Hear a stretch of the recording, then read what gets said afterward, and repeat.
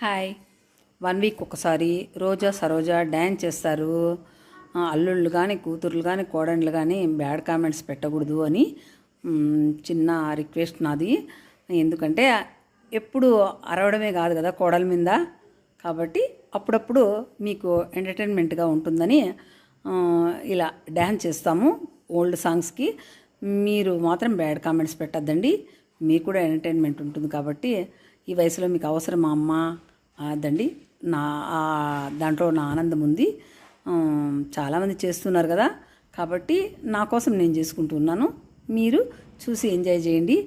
అలాగే రోజా బాగా చేస్తుందా, సరోజా బాగా చేస్తుందా, రోజా బాగుంటుందా, సరోజా బాగుంటుందా, ఖచ్చితంగా మీరు కామెంట్లో చెప్పాలా. అలాగే మీరు లైక్స్ చేయాలా, సబ్స్క్రైబ్ చేసుకోవాలా.